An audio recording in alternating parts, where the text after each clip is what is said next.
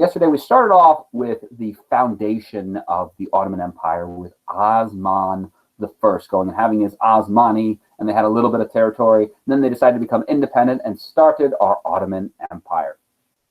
We're going to fast forward, 200 years or so, to Sultan Mehmet II. Sometimes, like I said, referred to as Mehmed II, which is okay, and sometimes referred to as Muhammad II, which is totally not okay. Anyways, he is one of the greatest sultans of all time. He's given the title Conqueror. I mean, that's got to go pretty high in your books, the Conqueror. Now, why is he given this title and how he gets it? Well, it's the Conquest of Constantinople. We talked about him actually at the beginning of the year. He's the guy who is going to defeat Constantine the 9th or 11th. I'm pretty sure it's the 9th. I can't ever get that straight though. And he does it 2 years after his reign starts. We know it starts 1453. He becomes Sultan in 1451. And it's like the comeback kid story because Sultan Mehmet II was actually at one time considered one of the worst sultans ever because his daddy, Mehmet I, was really, really good. But his daddy, Mehmet I, besides being really, really good, was like, I should retire and let my son take over and have a nice peaceful transition of power, have everything just be fine and dandy. But the problem is, Mehmet II was just a kid. He was like 18 or 19, something like that. And he wound up doing a terrible job, like losing battles. People don't want to listen to him. So everyone just starts asking his dad, the former sultan, what to do. And eventually got so bad, people were like planning on killing Mehmet II that Mehmet I takes the power back. How embarrassing. Being like, son, you're ready to rule the kingdom. Oh, you are not ready, son. You're doing a terrible job. But because Mehmet I was then old at this point, he dies. I mean, man, why do people keep making that same mistake, right? Happens every time we talk about someone in history. Oh, yep, they died. Anyways, Mehmet II takes back power. And everyone's like, this guy's not going to last very long. He's really bad. Remember how he lost all those battles? He's the worst. And he says, I'm going to show you I'm better than my dad, okay? I'm going to conquer Constantinople, which no one has done before. And that's a pretty big statement because, I mean, Constantine founded Constantinople like, 326-ish, something like that. So for the last 1,100 years, well, a little bit more than that, it's been in Byzantine control. One time we had some crusaders sack it, but because they were already in the city gates, I mean, you can't get past those Theodosian walls. 3 layers of death and destruction for your armies. But he says, I can do it. Now, he gets some help, of course, because first off, Constantinople was depopulated. First off, people have been leaving for years because it totally was the worst there because no longer was it a great city after the sack, which is 1204-ish maybe is in my head. I don't know if that's accurate. After the Fourth Crusade, so you can... Fourth Crusade wouldn't be that early. But anyways, after the Fourth Crusade, it's hurting. A lot of the wealth taken. Then we have things like the Bubonic Plague going and killing thousands and thousands and thousands of people. People were fleeing. They didn't have the trade, didn't have the culture like it once did. So the city had, I think, roughly around 10,000 people left in it, which Mehmet is going to send way more than that in soldiers alone. I think his janissaries are like either 10 or 20,000. So more of the best soldiers than there were even people there. And he takes 2 months doing this, bombarding the city day and night. And he used the giant cannon, the Bombard. That one that Urban of Transylvania was building and tried to sell it to Constantine. And then he couldn't afford it, so he sold it to Mehmet II. He says, yes, please. We're going to see a picture of it later on. Gigantic. Like wider than my classroom was, for all of you who remember it. Elijah, just picture a very wide classroom, okay? And picture like some cool statues and like me looking extremely dashing and handsome, okay? Not that that's real, but, pretend. All right. Now, he is going to conquer the city. Now, the city becomes known as Istanbul.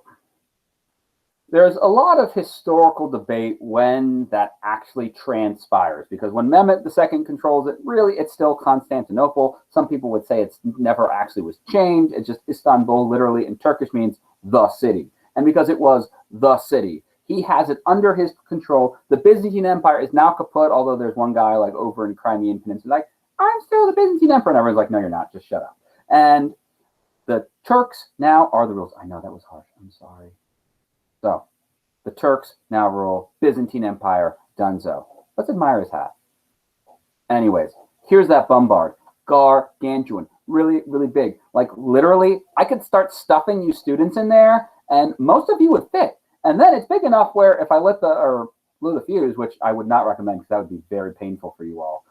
Yeah, you go. But he has a city in ruins. Let's face it, he bombarded for 2 months. That's going to cause a lot of damage. He has this broken husk of a city, and just like how Justinian repaired it after the Nika revolts, Mehmet II is going to repair it, make it amazing. He's going to build lots of mosques, markets, water fountains, baths, public facilities, so people could live there comfortably. But here's the problem. There's no people there. They've been leaving for all this time, really small population. So Mehmet needs to get people to live in Constantinople. The first thing he does, he goes, Mikhail, I need someone talented like you. You're a star athlete. Come to Istanbul. I'll give you a great home, give you a fancy job. Say, Celeste, I need your best day brain power. Come to the city, work for my government. Here's a bucket of money. Lydia, we need your creativity. Come to my city. Iris, we need your artwork making the city beautiful. Come. And would go to everyone and basically offer them things to come to the city. And people are like, yeah, I don't have anything going on here. Like Iris is like, well, I could live in my little village hovel or the greatest city in the world. She picks the greatest city in the world. No, not Paris, Constantinople, aka Istanbul. But here's another thing which he does, and this is really super cool. At this time in Europe, people of the Jewish faith are receiving tons of persecution, meaning they're being mistreated just because they're Jewish. I've referenced this a couple times, whereas right now, Europe and the Middle East are in the middle of a series of holy wars called the Crusades, where Christians said they should own the Holy Land, which is present-day Israel-Palestine.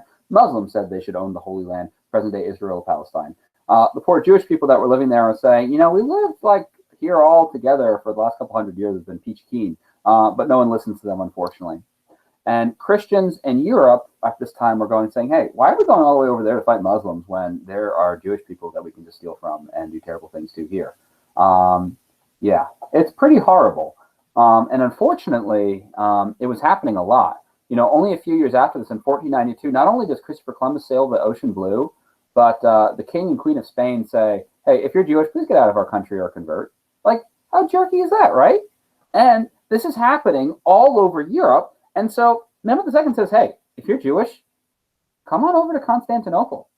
Come to Istanbul, the city, the greatest place, and you'll be free of being persecution. You'll be free of, mistreatment. Come, live here. And many Jewish people move there, and they have a refuge. I agree, Joel. They shouldn't steal, shouldn't murder, shouldn't do a lot of those things that are in like 10 somethings that we're supposed to follow. I can't remember. 10 Commandments. I know, I was being silly. I do that sometimes. All right. So, Ottoman Bombard, really, really big. Really, really awesome. I found actually a picture in my last class. Let's see if I can find that picture-rooney to share with you all. I'll find it in a second. Here is the Topkapi Palace, which was built. It's beautiful. You can visit it today. It's big, too. Here's an awesome-looking gate with some Arabic that I can't read. I don't know. Probably says something like, welcome to Istanbul. I don't know. I have no idea. Maybe someone can translate that.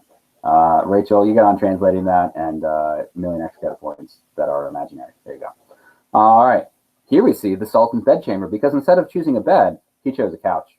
My cousin did that when he was in high school. He was like, hey, Mom, can I have a couch instead of a bed? She said yes, and he kind of regretted it. His back hurt a lot. But it's probably a comfortable couch. And really fancy palace. So let's see. Ottoman Bombard scale picture. So let's just show you here. I showed the other class, just kind of showing the size of some of these bad boys. I mean, check this out here. Check this out. Like, they're using like scaffolding and a ladder to use this thing. Look how many people like have to use it, because the thing too is it's so stinking big. It like fires, it like moves like way back, and then you have to have all these people pushing it back to get into position. Gargantuan, super duper big. So yeah, the bombards were a big deal, pun intended. I'm ending the recording because you probably cannot take any more of this. I'm having so much fun now.